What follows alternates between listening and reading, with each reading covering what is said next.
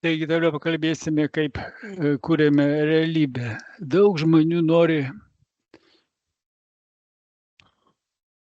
įgyvendinti savo norus, bet didžiąją savo energijos dalį eikvoja ne tam, kam nori,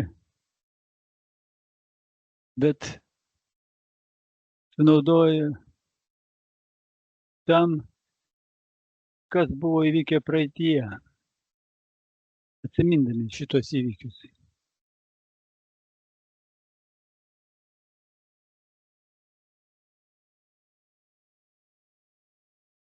Ir vat savo tos energijos, kaip sakyti, sąmoningos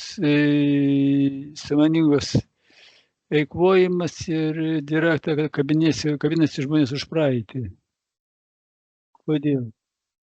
Todėl, kad per praeitį, kad protas tai yra praeities užrašai mūsų.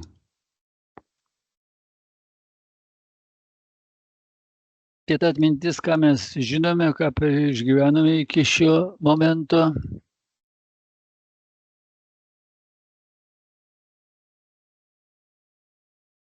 Ir tai reiškia, kad ryte, kai mes prabundame, tai jeigu mes negalvojame apie tą savo naują ateitį, o galvojame apie savo praeities dalykus, mes grįžtame į praeitį.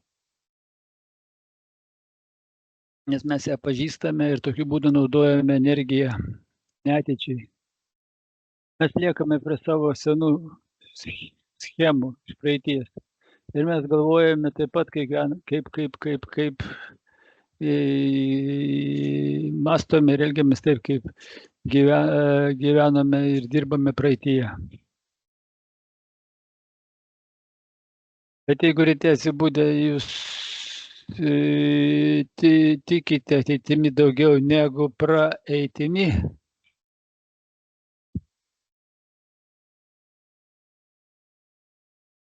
tai reiškia, kad atsiprabudus ryte mes grįžtame prie savo jausmų, mes matome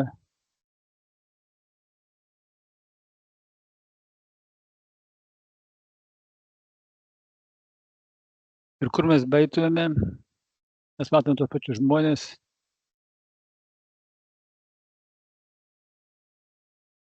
sutarėm tam situacijom ir kol mūsų dėmesys yra nukreiptas į tai, ką mes pažįstame, ką matome, mūsų gyvenime nebus gausos, nebus srauto, vyks visą laiką tas pats. Ir tada atsibudę ryte mes tengiamės surasti tą savo jausmą, kurį vadiname aš. O tai reiškia, kad dar liekame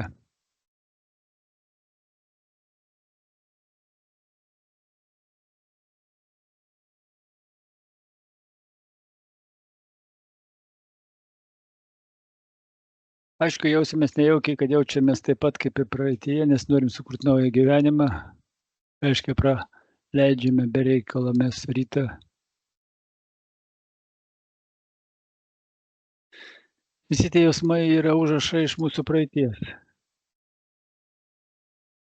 Visi, nes mūsų emocijos ir jausmai yra praeities įvykių produktai.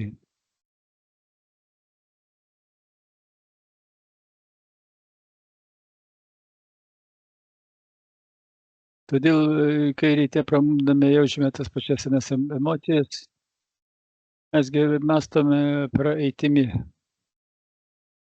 Jeigu mąstome praeitimi, nelaukime, kad kažkas tai mūsų gyvenime atsiras naujo, nes tame naujame gyvenime nėra jokios tėkmės, nėra tikėjimo. Daugelis žmonių kabinasi už pažįstamą praeitį.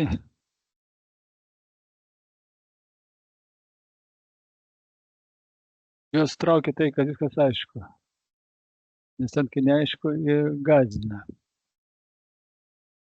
Jie laikysis savo kaltės, negu kad